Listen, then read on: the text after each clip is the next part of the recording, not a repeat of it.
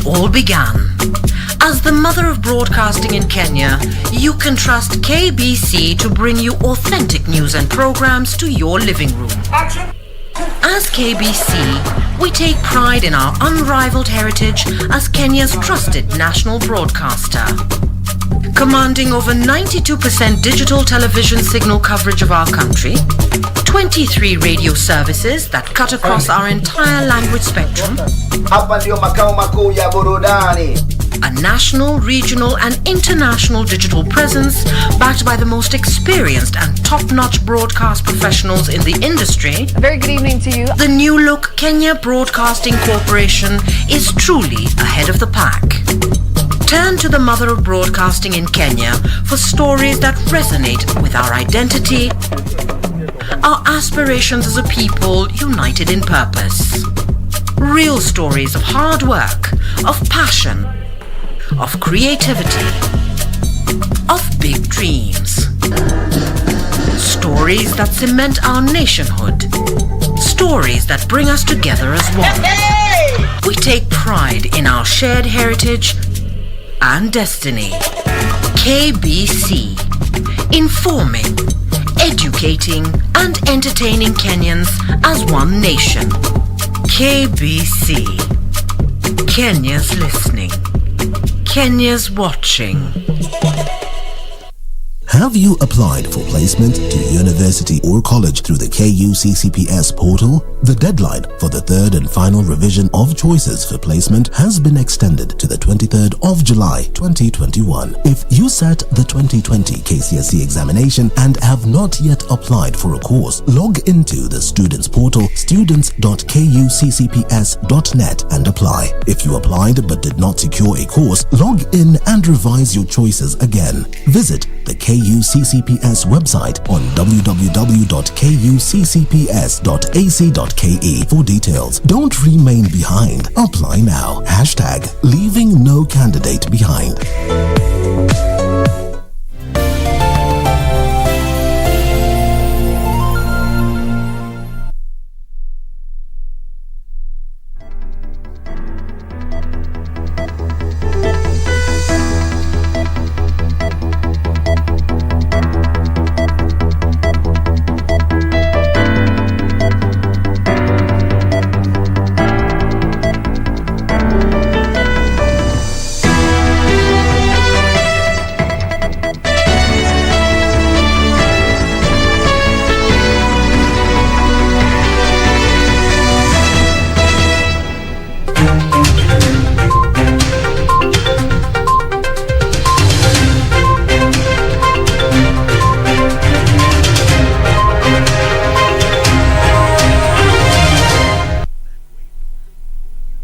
21 days into the 7th month of the year 2021. It's exactly 9 o'clock. You're just in time for the latest in Kenya and beyond borders in our comprehensive news bulletin that contains the cocktail of politics that shaped this Wednesday. And of course, also we'll be delving into a very important conversation looking at the medical training in the country, of course, coming in the context of the dynamism of the health needs in our country, looking at technology and the increasing demand of telemedicine. We're also going to be looking at how we are preparing our healthcare workers for the ever-changing world of medicine. We are in the midst of a COVID-19 pandemic that has presented quite a number of challenges, a call for research to be done in our country. We will be talking about how we are preparing the future workforce in the health sector to address some of the issues that are emanating as we continue to grow and develop in the medical world. I'll be having this very important conversation in the course of this particular broadcast with Professor Michael Kiptoo.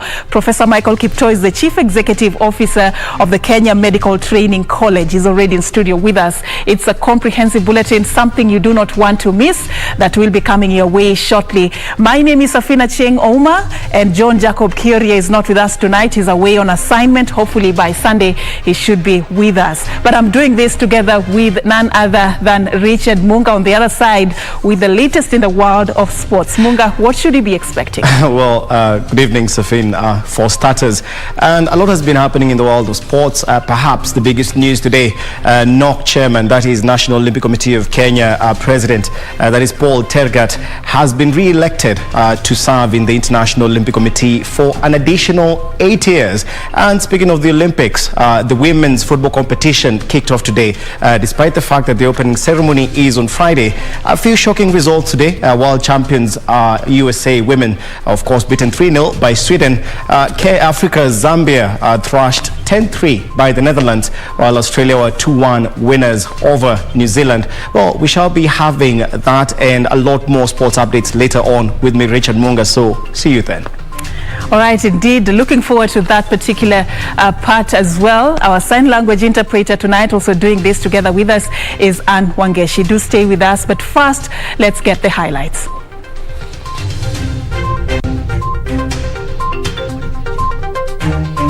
Sasa wamejipata mahali pabaya. Kwa sababu saa hizi wanahangaika huko kwa boardroom wakitafuta sijui tuungane na nani, sijui tuungane na nani, sijui tupange namna gani.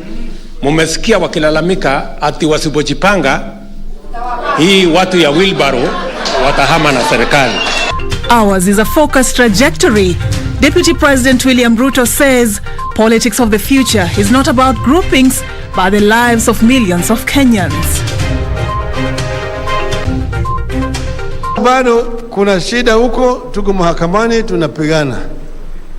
Kwa hivyo ile rege iko kwa half time. Itarudi tu. Still keeping hope alive.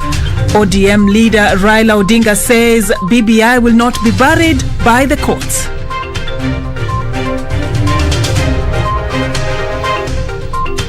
And promising to stand by devolution, National Assembly Speaker Justin Muturi vows to unlock Equalization Fund if elected president.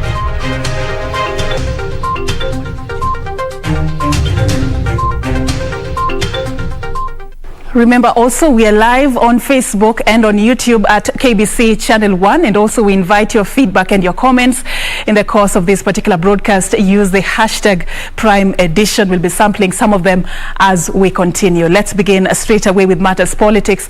Deputy President William Ruto has said he is not bothered by the ongoing political realignments ahead of the 2022 general elections. He said that the Hustler movement was ready and prepared to face any coalition ahead of the next election.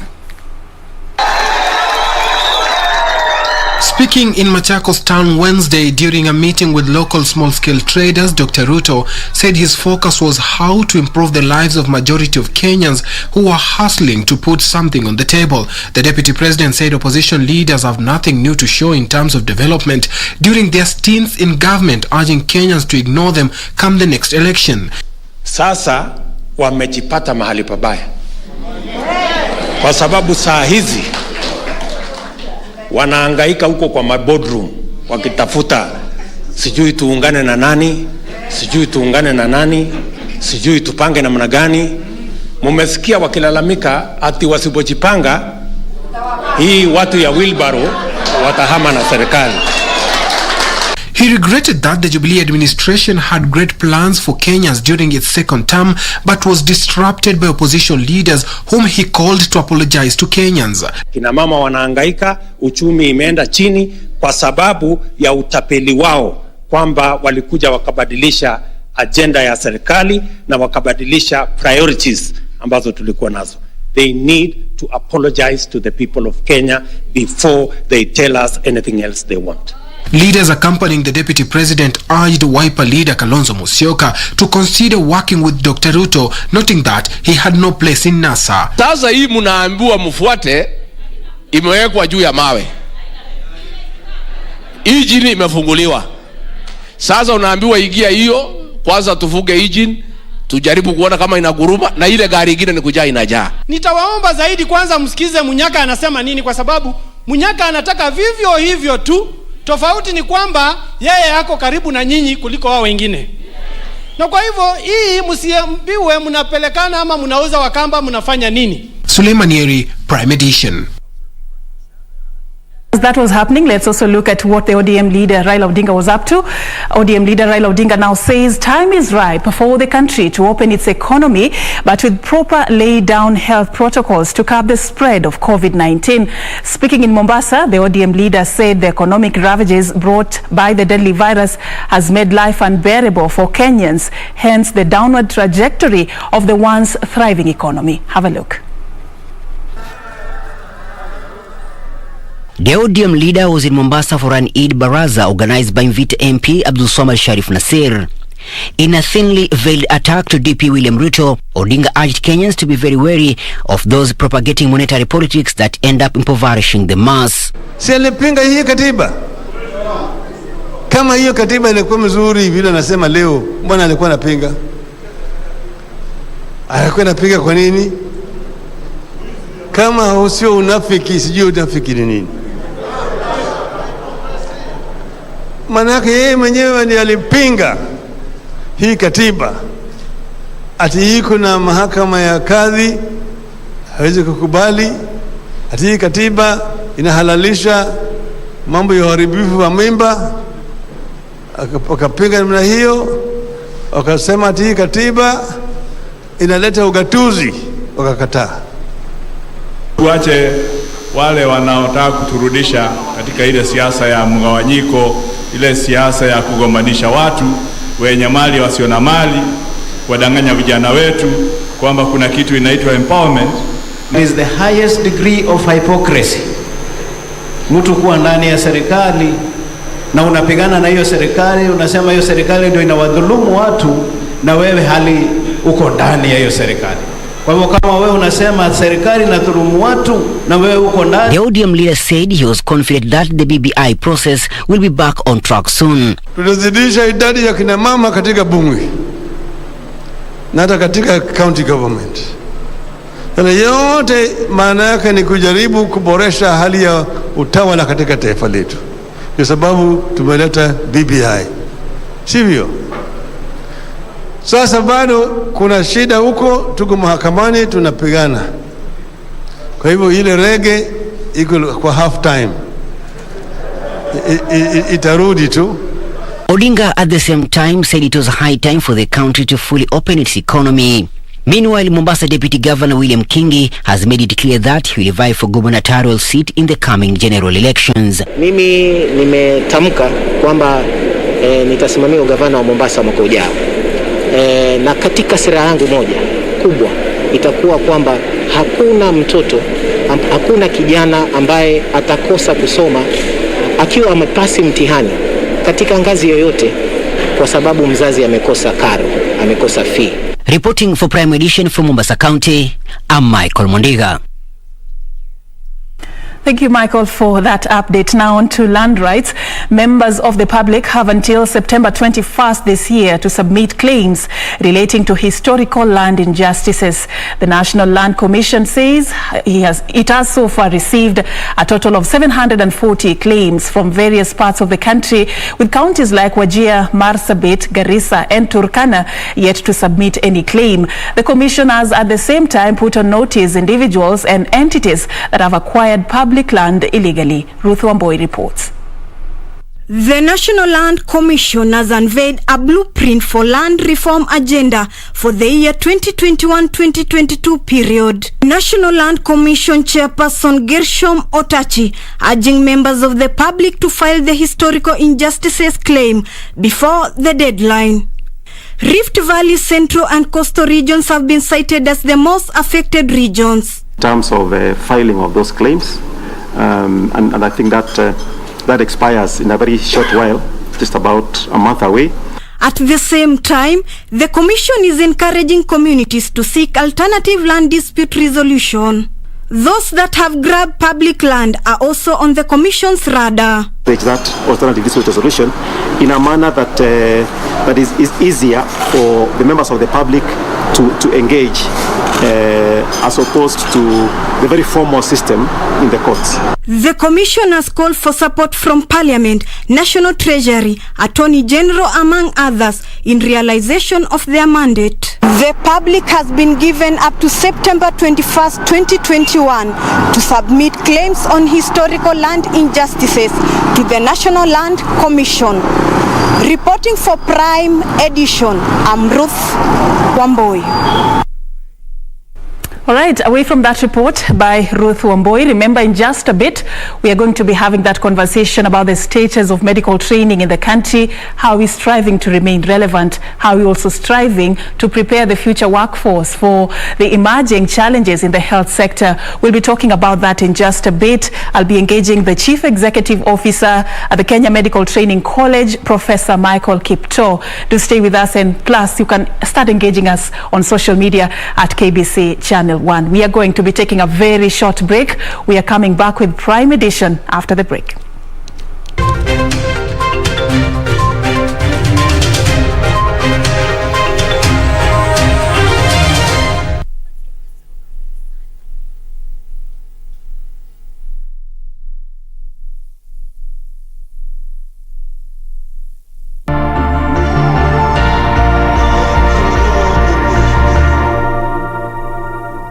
My name is Mohamud Ahmed Mohamud, the CEO of Kenya Deposit Insurance Corporation, popularly known as KDIC.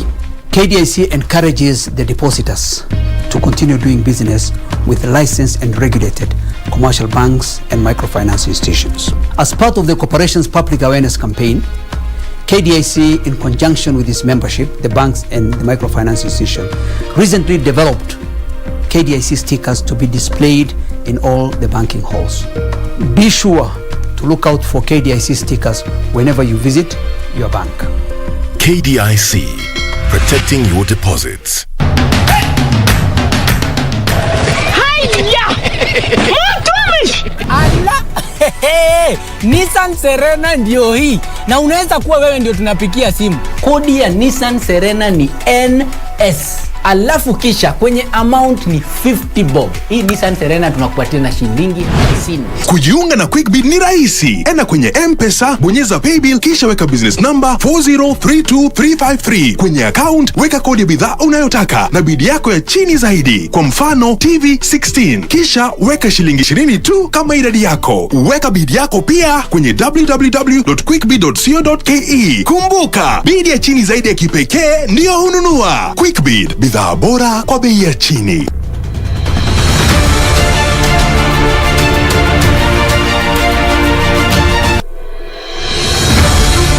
Chini ya uongozi wa Rais Uhuru Kenyatta, serikali kuu imewekeza kwenye miradi tofauti ya maendeleo katika kaunti mbalimbali ambayo imeleta manufaa mengi kwa wakazi wa mashinani. Wiki hii kwenye Project 254, in our different capacities, we must all work closely to tackle any challenges standing in the way of a better Kenya for our people. Kabla port ijagunduliwa vizuri, ijaanza vizuri, kazi ilikuwa nadra, lakini venye port ilikuwa revived, venye the president alirevive port, tukaanza kuona opportunities. Kifika Aero Junction tulikuwa na hapo na maburutano ya barabara, na tunaona kama saa hizi lami iko kabisa mpaka nje.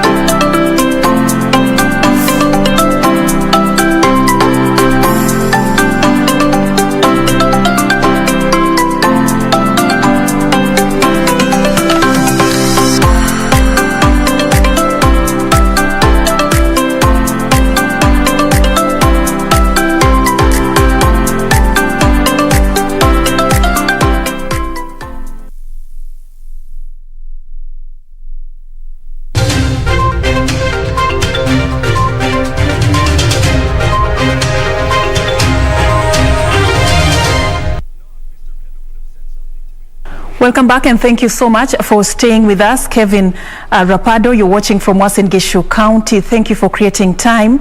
Looking forward to that conversation later. I'm also looking at one reaction here from one of our viewers from Machakos County,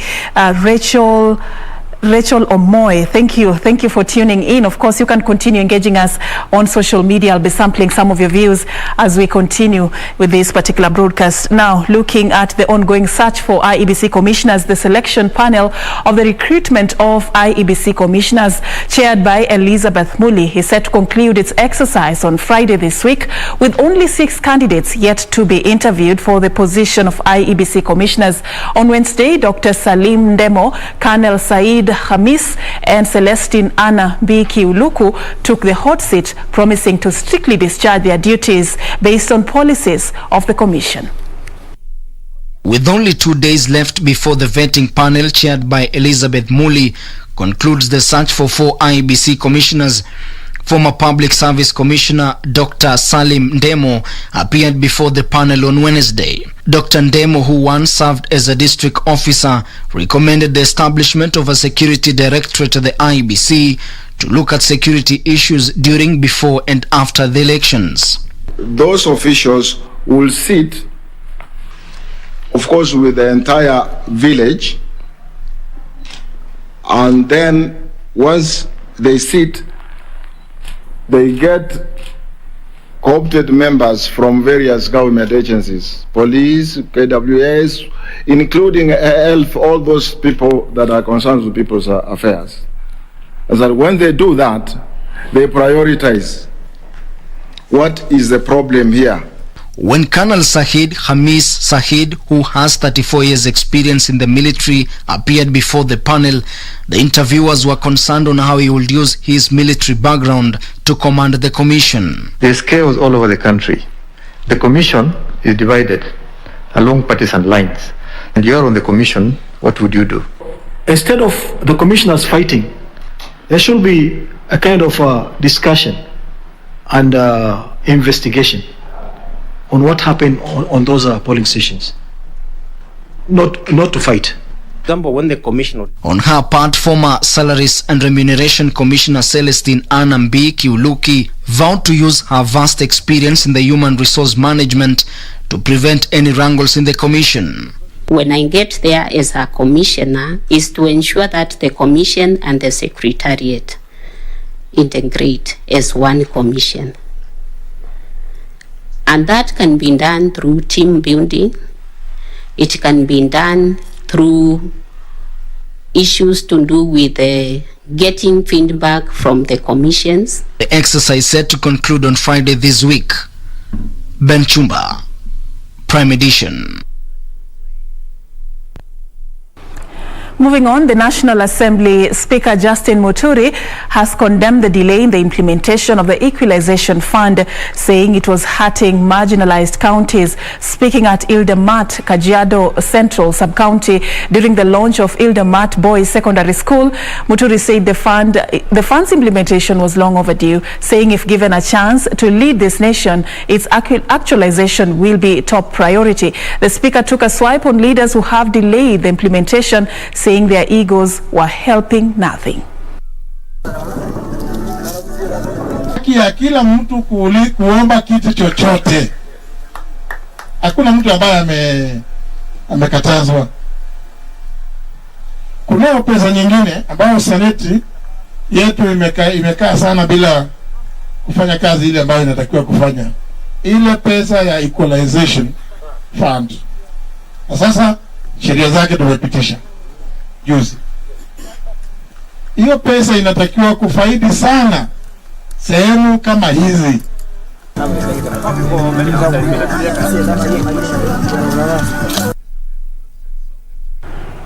Professionals in the media industry have paid tribute to the late Hilary Ngweno, saying his contribution to the media industry will forever remain engraved in annals of history. The late Ngweno was described by peers and players in the sector as having played a part in instilling professionalism in the industry. As part of remembering the icon in the industry, the Kenya Editors Guild will dedicate an award on his honor to exemplary journalists annually. Purity Museo with this report. Say that we prided ourselves a lot more in right. The remembrance of the late legendary Kenyan journalist Hilary Ng'weno by professionals in the media industry, his contribution in the promotion of media freedom and credible content was showcased in an event meant to honor the departed hero. Media colleagues mourning Ng'weno as the greatest of Kenyan journalists and one who did more for the profession than any has ever done. Hilary is therefore hasn't been given enough credit. When people talk about Hilary, they talk about Weekly Review. They talk about the publications. But they don't realize the strides, what he opened, even in the broadcast sector for us. And he knew how to play the game. Anytime there was too much pressure on one end, he would fall back and try to manage it. I stand here exultant that Hilary took it upon himself to selflessly lay the foundation, working under the most difficult of circumstances. The Kenya Editors Guild has since launched an annual media award dubbed the Ng'weno Prize to honor his contribution to freedom of the media in the country. The Guild declares that there shall be the Ng'weno Prize starting the year 2021, starting this year. Let us all give young people an opportunity. In our media houses, many of us are still holding quality knowledge that we are not transferring to young people. Ng'weno died on the 7th of July 2021 after a long battle with degenerative disease. Purity Museo, Prime Edition.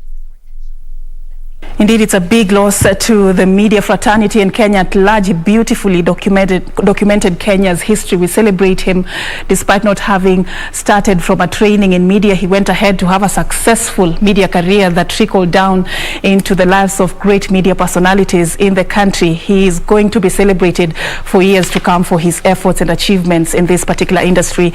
Now, moving on, Chief Justice Martha Koome has urged East African courts to adapt the court annexed mediation and settle matters expeditiously in order to clear case backlogs and improve access to justice in the region.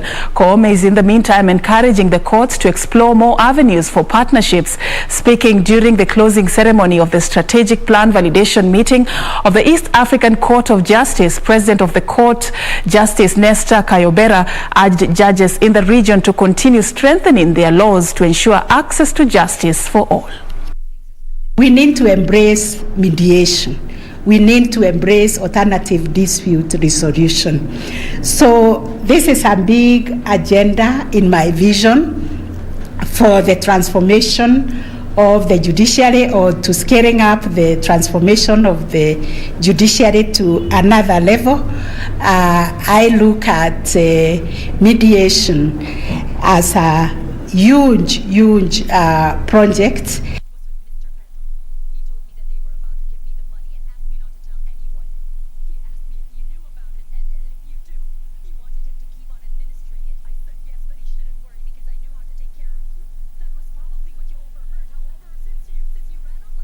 Now let's move on to other matters. Efforts to curb radicalization have received a boost following the launch of Nairobi's first detention facility for female violent extremist prisoners at Lang'ata Maximum Women's Prison.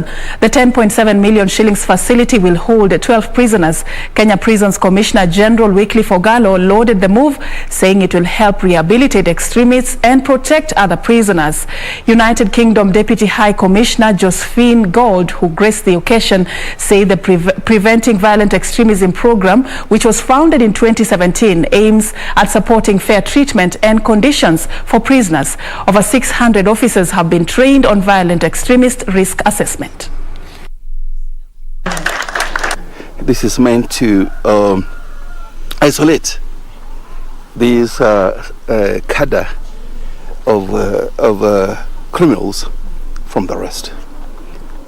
The key word here is radicalization. You get me? So would rather they be in accommodation wherein the other place. You also know what informs terrorism. It's all about radicalization. These prisons are often people who have themselves been radicalized in a range of different settings, and we don't want them to be radicalizing other perhaps vulnerable prisoners who are, could be susceptible to influence whilst they're detained. So we want to keep them separate and also run rehabilitation programs with them to try and help them understand what they've done and help them really think about the consequences of what they've done.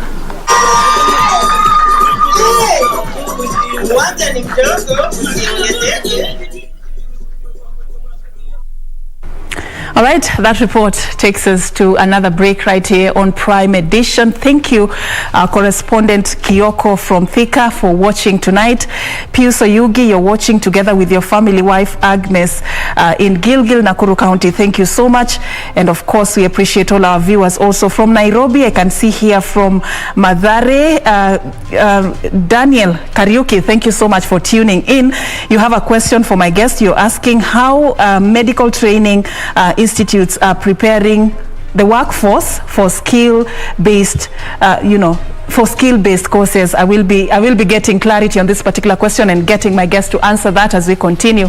Thank you so much. We are taking a very short break right now. When we come back, that very important conversation on the status of medical training in our country. Do stay with us.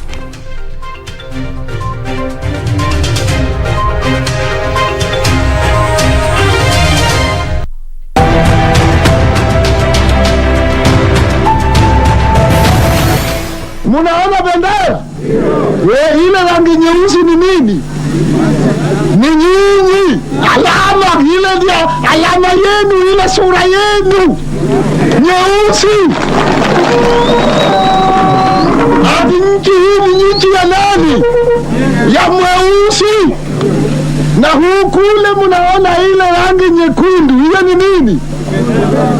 Hiyo ndio damu yenu. Ati mtu nyeusi ambayo iko na damu nyekundu kama binadamu yote. Na munaona ile kabichi. Kabichi ni nini? Ni udongo yenu, nchi yenu ambayo iko na rutuba mingi, tena iko na majani kabichi. Hii yote ndio nyinyi mnaona. Si ile nyiki. Kama nchi kavu itakuwa na kabichi. Sasa angalieni. Na ile nyeupe inaonyesha nini? Ile inaonyesha maziwa yetu ambayo inatiririka kutoka kwa matiti ya ng'ombe, ambayo watoto wanateka. Kama wamekiza kula manyanyasi, wanatoa ile maziwa ambayo watoto wote wanalishwa na watu wote wananenepa kwa maziwa ya ng'ombe yetu.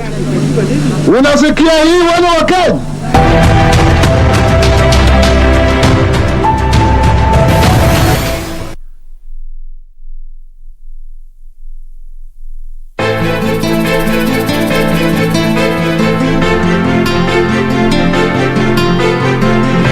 Nyamazo, usinifanye nijute kwa nini nilikuzaa. Mimi naota mahali lakini sipajui, lakini hapo mahali kuna sauti. Mimi na stress zangu mimi mwenyewe. Can you just understand me? Make me understand.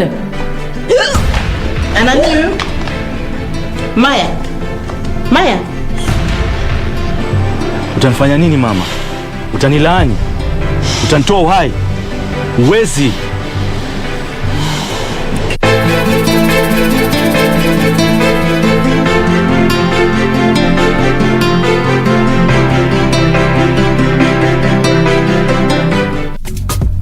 This is where it all began. As the mother of broadcasting in Kenya, you can trust KBC to bring you authentic news and programs to your living room.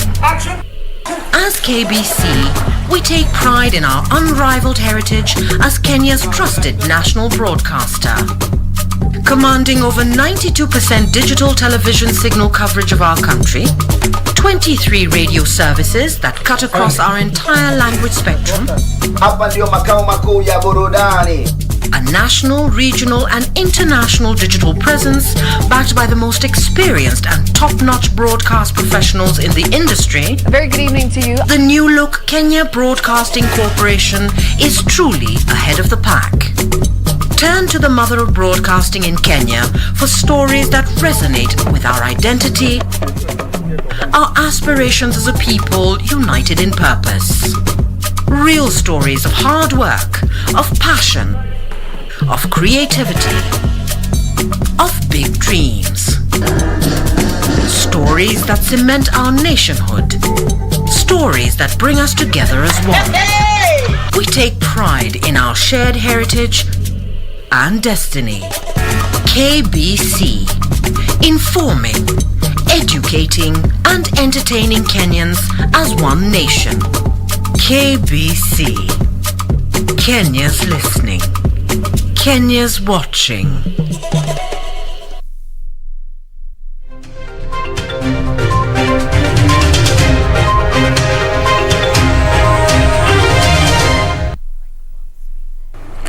Welcome back, and thank you for staying with us. We now want to start our conversation straight away talking about the status of medical training in the country. And to have this conversation with me is Professor Michael Kipto, the Chief Executive Officer, Kenya Medical Training College. Thank you for creating time for us tonight. Let's start here. Earlier this month, you were in Chemolingot, Tiati constituency in Baringo, to sort of set up or launch the Kenya Medical Training College in that particular constituency. I find that interesting, because that is like a very marginalized area that has been marred with a lot of challenges such as insecurity and all. Probably to begin this conversation, what do you think is the value add for the community to have such an institution set up within their boundaries? Thank you very much. What is very important is that we want to ensure that we can actually take the training to the lowest level. The advantage for the community is that they will be able to utilize that facility, get the students within that area who could not probably get an opportunity to do medical training. Now that it is closer to them, they can actually be day scholars and they can still get the training that they need. The other thing we have also made sure is to ensure that as we set up such a facility, we make sure that we have all the necessary equipments. Human resource capital is required to be able to ensure that the people we produce have the skills and competencies that will serve humankind, especially now that we are talking about medical training. All right. KMTC actually produces a large percentage of the workforce we have in our healthcare sector. I just want us to look at the journey. Is it 1927 when it was founded? How have you seen this transition? What would you say has been the biggest milestone in terms of the kind of training we give the future workforce in the medical sector? What is it that you feel is actually a step in the right direction, something we are getting as we transition from, I believe things have changed from 1927. What is that one thing that you can say is your biggest milestone? The biggest milestone is we only started in 1927 and we are only in Nairobi. The biggest milestone is that now we are in 44 counties, which we have brought medical training closer to the people. We have also taken advantage of technology. And for me, what I've seen really working for us is when COVID came in, it was a blessing in disguise, because yes, we are losing people, but at the same time, it made us to use technology more, so that we use now e-learning platform. We have networked all the 71 campuses across the country, seamless in terms of teaching, also in terms of day-to-day running of that the campuses which are spread across. We are able to monitor from the headquarters and know exactly what is happening across the 71 campuses. By a click of a button, we'll be able to know the finances in which campus, who has taught today, who has not taught, because we do a lot of monitoring.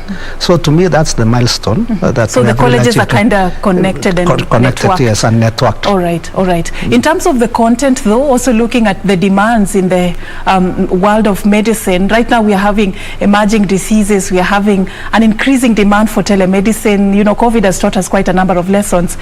Are we also changing the curriculum? Are we also aligning it to the dynamism in the medical world? In terms of curriculum, each curriculum is reviewed every 5 years. Thus, you cannot go beyond 5 years before you review. And that ensures that we put in new technology that has come in, new information that has come in. Like now, COVID is already part of our curriculums. We have already incorporated that so that each student will be able to go through basics on how to ensure prevention and safety. What we have also done is that we have 18 programs with over 71 courses, so that it allows us to specialize in specific areas. We have radiology, which is important. We have optometry, which is basically looking at the eye. We have nursing. We have clinical medicine. We have medical engineering, just to mention a few. And all these programs are reviewed every 5 years or even earlier, depending on need. But you see, even during this time of COVID, there has been that constant cry of, where are our innovators, where are our researchers, while the whole world is focused around researching and learning about this new pandemic. Sort of, as a country, we feel like we have not done justice in terms of research, in terms of innovation. You worked at Cambridge for some time.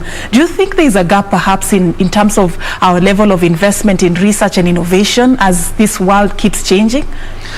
I can say that we are the right journey, in that if you look the way COVID was handled, and even as a country, the first sequencing was done in Kilifi, Cambridge Trust, and that clearly tells you we are up to the game as researchers in this country. The only challenge that is there in research is that the government needs to spend more or allocate more resources through the national treasury, so that we can have the latest equipments to be able to do research, do productions. But I can assure you that that work is going on currently in Cambridge. As an institution, we are also doing research as Kenya Medical Training College, and that gives us an opportunity to carry out operational research. The basic sciences, we leave it for Cambridge because they have the personnel and they have the kind of equipment. Because basically for us is to train so that we can offer service delivery. So we are yet to go into deep research, but we are doing currently what I refer as operational research that is currently going on by our students and also staff. Because for the students to graduate, they must undertake a project. All right. I don't know why I feel like time is slipping through my hands. There's so much to cover. But generally, just asking you, as we just about to wind up this conversation, if you look at the health sector, what do you think are some of the issues, the challenges that are there? And as somebody in charge of an institution training the future workforce in this sector, what are you already doing as a proactive approach to deal with some of these issues? The biggest challenge will be the issue of the health facilities, where we need to train the students, because they need to do practicums, and practicums can only be done in the health facilities. So there are limitations. If we want to train specialists in nephrology, we are limited by the health facilities that actually have theaters and have the right equipment for us to use for training. What we have done as a college is to do what we refer as simulation. We have laboratories which is similar to what is happening in the hospital, because in the real world you don't want to start touching a patient, a human being, before going through the rigorous training which we do in our skills laboratories, where we take our students through the theory and the practicals, and we do simulation. And we'll be opening a facility next week here in Nairobi, Nairobi campus, where it is fully loaded simulation laboratory, where you have a complete theater, you have all the equipments required for nephrology, and that will be linked to all our campuses at the same time, so that people can follow the teaching online from that laboratory, which is specialized. Because if you are to do an actual operation, you can do it from there. So those are the new things that we're bringing on board. And also the networking ensures that we train people now that technology has changed. People are moving to telemedicine. You don't need to physically be there. The doctor can be coordinated, and that will also reduce the demand for the human capital. Because if you have an X-ray machine in Mandera and we don't have a specialist there, the specialist can be here in Nairobi and will be able to read the results that have been taken from Mandera. All right, thank you. Just a question from our viewer, David Kiarie from Mathare. He was asking, how are you ensuring that your training is skill-oriented? And of course, also one from Morris. Morris asks, how can we stop exporting our healthcare workers? I believe exporting by the fact that after you've trained them, they get to look for greener pastures abroad. Just briefly answer those two questions as we wind up. As I said earlier, that our training is hands-on. And basically that's how now we bring in the skills that are required. And being in a medical training, you must ensure that the practicals, so we put more emphasis on practicals than the theory. The issue of us losing human capital is because we don't have enough opportunities. We still need health workers in our facilities. But the challenge is that resources are not enough to employ all of them. And even when they go out, it is important that, because they are plowing back to the country again, so we are not losing anything. And the human resource in the future we'll have to export. All right. Thank you so much, Professor. I wish we could have more time for this conversation. It's very important. I believe we should be picking up this conversation in the near future, just digging deeper into this. Professor Michael Kipto, the Chief Executive Officer, Kenya Medical Training College. You are talking about the status of medical training in the country. The show continues. We'll be coming back with more. There's still, sports and business lined up ahead for you. Do stay with us.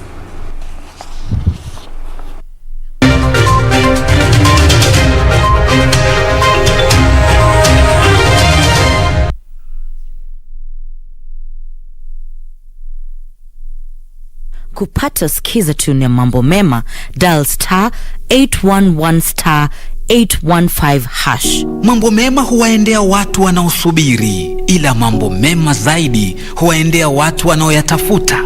Kupata mambo mema ni kufanikiwa, na kufanikiwa ni kutabasamu, kutafakari na kuhesabu mema na baraka ulizozichukulia hatua, ukazitafuta na kuzipata. Amka, tafuta ufanisi wako. Kupata skiza tune ya mambo mema, dial star 811 star 815 hash. Star 811 star 815 hash.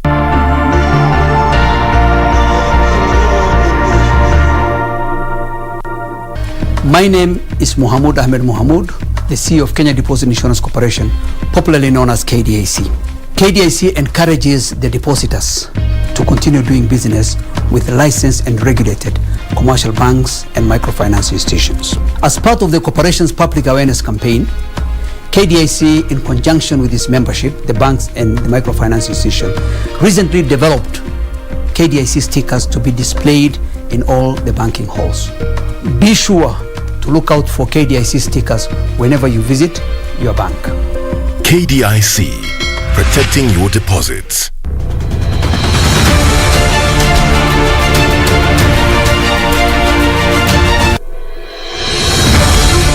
Chini ya uongozi wa Rais Uhuru Kenyatta, serikali kuu imewekeza kwenye miradi tofauti ya maendeleo katika kaunti mbalimbali ambayo imeleta manufaa mengi kwa wakazi wa mashinani. Wiki hii kwenye Project 254, in our different capacities, we must all work closely to tackle any challenges standing in the way of a better Kenya for our people. Kabla port ijagunduliwa vizuri, ijaanza vizuri, kazi ilikuwa nadra, lakini venye port ilikuwa revived, venye the president alirevive port, tukaanza kuona opportunities. Kifika Aero Junction tulikuwa hapo na maburutano ya barabara, na tunaona kama saa hizi lami iko kabisa mpaka nje.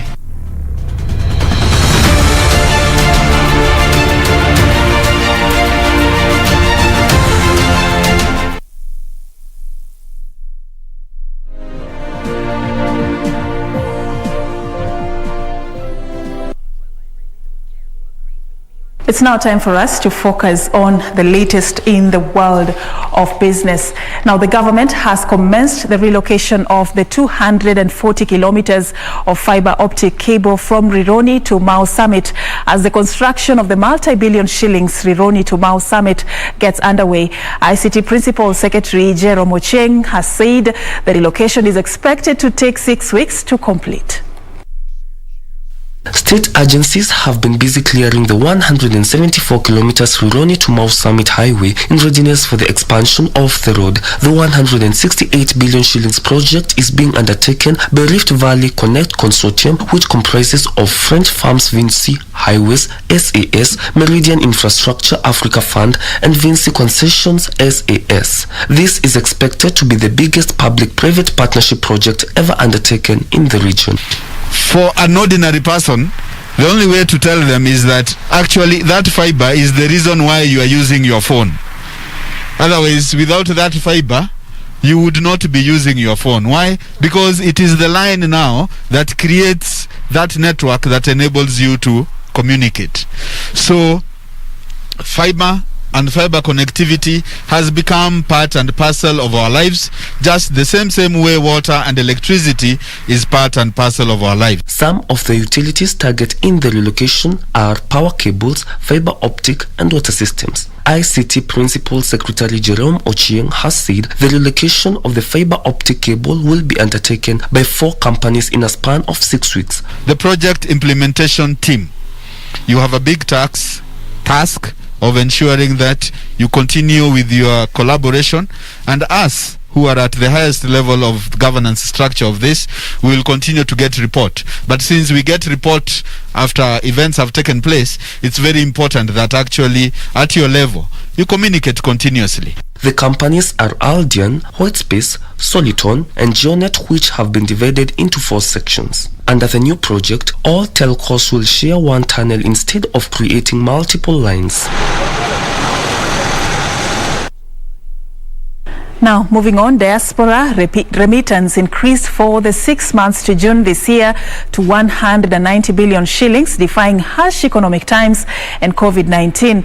Latest data by the Central Bank of Kenya shows that remittances from Europe jumped by the highest margins at 41.4%, followed by North America, which increased by 38%. This is the highest jump since 2018, setting the stage for record remittances for 2021. In the last 6 years, diaspora remittances have become the Kenya's largest source of foreign exchange since 2015, when they overtook earnings from horticulture and tea. This has made Kenya the largest recipient of diaspora remittance in the region and the 3rd biggest in the sub-Saharan Africa, behind Nigeria and South Africa. The United Nations project's diaspora remittance have become the largest source of foreign direct investment in the developing world within this decade. Latest data from the Central Bank of Kenya show that in the first half of 2021, Kenyans living abroad sent a total of 190 billion shillings, defying economic times brought about by COVID-19. This is more than 30 billion shillings more than the 158 billion shillings sent in a corresponding period in 2020. Money from Canada, the United States and Mexico hit 115.7 billion shillings, accounting for 61% of total remittances, up from 53.1% in the first half of 2020. Kenyans living in Europe sent a total of 38.6 billion shillings, equivalent of 20.4% of all inflows, while the rest of the world brought 35.1 billion shillings. The United States continues to be the largest source of remittances into Kenya, accounting for 58.8% of remittances in June 2021, according to the CBK report.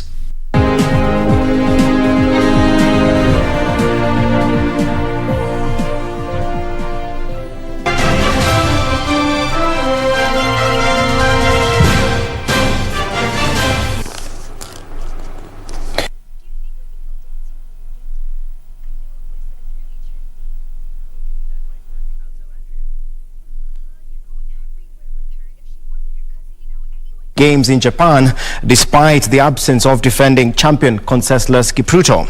Bet, the 3,000 meter steeplechase world under 20 silver medalist, is in the Kenyan team, which also has Benjamin Kigen and Abraham Kibiwot. Bet says they have already devised a plan as a team to thwart any threat from the likes of the informed Soufiane El Bakali of Morocco. As he prepares to make his debut at the Games, Bet believes he is in the right shape to compete at the highest level, despite the enormous pressure from the expectations bestowed upon them by Kenyans. Kenya has won the steeplechase event at the Olympics a record 11 times.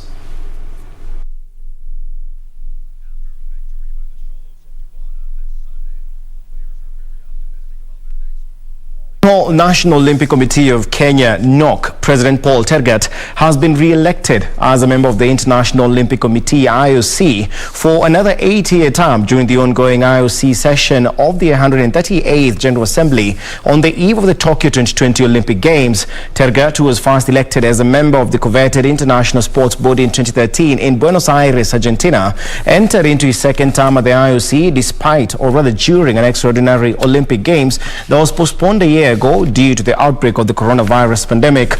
The re-election at the session, alongside 4 other members of IOC, follows another appointment early this year in March into the IOC Refugee Foundation as a board member.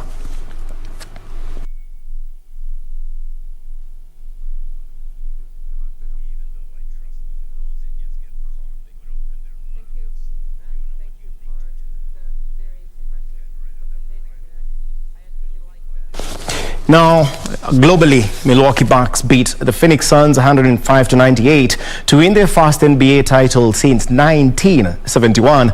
The Suns were seeking a first NBA crown in their 53-year history, having also lost NBA Finals series in 1976 and 1993. Exactly 3 weeks after suffering a knee injury that appeared to put his role in the finals in doubt, Giannis Antetokounmpo carried Milwaukee to their first championship in half a century. With the victory, the Bucks clinched the NBA Finals 4-2 and became only the 5th team to win the best-of-7 championship series after losing the first 2 games. Paul scored 13 points in the first half, igniting a 31-point second quarter to lift the Suns out of panic mode. Giannis scored 33 in the second half alone, including his 50th point on a game-sealing free throw with 9.8 seconds remaining.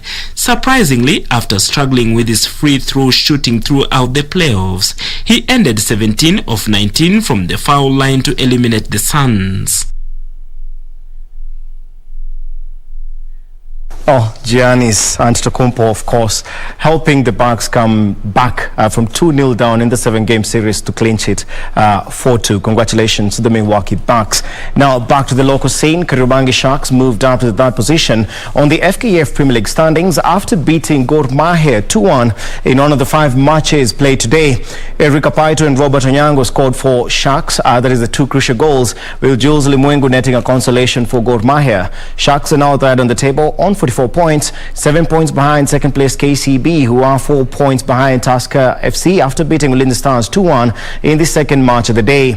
Gor Mahia have remained 5th on 40 points, just 3 points behind arch rival CFC Leopards, who sit 4th. In the other matches played today, Wazito defeated Kakamega Homeboys 1-0. Vihiga United drew 0-0 with Nairobi City Stars, while Posta Rangers also played to a goalless draw against Nzoia Sugar. Goli lake la kwanza la msimu dhidi ya bingwa mtetezi. Unajua kama shafa na shughuli yetu.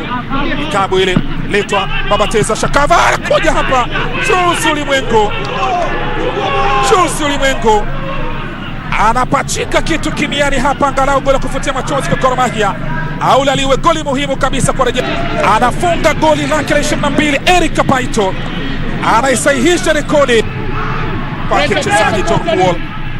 Joel sasa Regan kutoka kwa Peter Nwasa. Regan anaibadilisha mitabindi pembezoni kulia kule, anaishokesha chini kwa vizuri wa Onyango pili bila. Robert Onyango anamchungulia Kat Matthews, yuko wapi? Anafunga goli lake la kwanza la msimu dhidi ya bingwa mtetezi. Unajua kama shafa na shughuli yetu. Ikabu ile letwa Babateza Shakava kuja hapa. Jules Ulimwengu anapachika kitu kimiani hapa, angalau goli kufutia machozi kwa Gor Mahia. au laliwe goli muhimu kabisa kurejesha mchezoni. Harun Shakava kana kwamba mpira umegol kwenye mkono. Mwamuzi anasema iko sawa kabisa.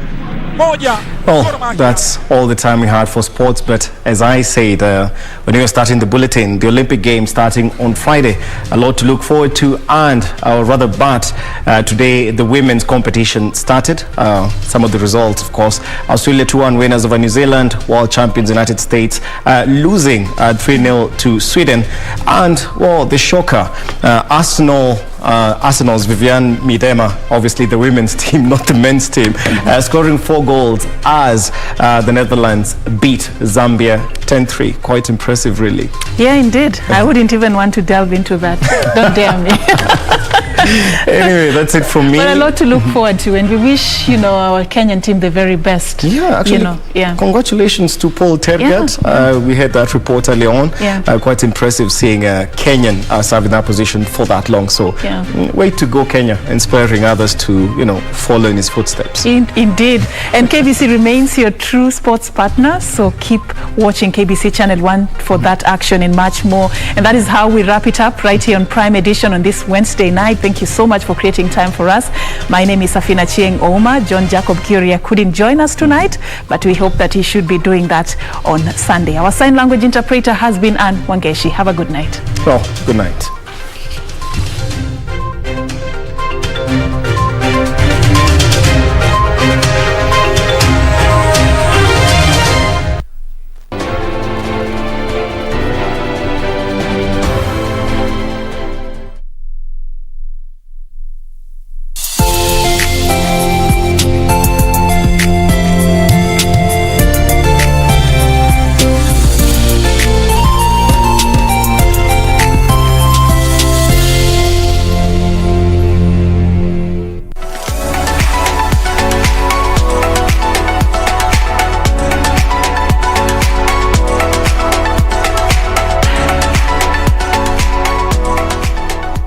Asante sana mpenzi mtazamaji, mahali popote unanitizama. Kwa majina yanajulikana kama Mutumishi Asante Yesu. Oh yes, na hapa kwenye Quickbit kumbuka tunakuambia ni bidhaa bora zaidi kwa bei ya chini kwa chini. Na kila siku ni bidhaa bora tunapeana. Tuko na TV, tuko na fridge, tuko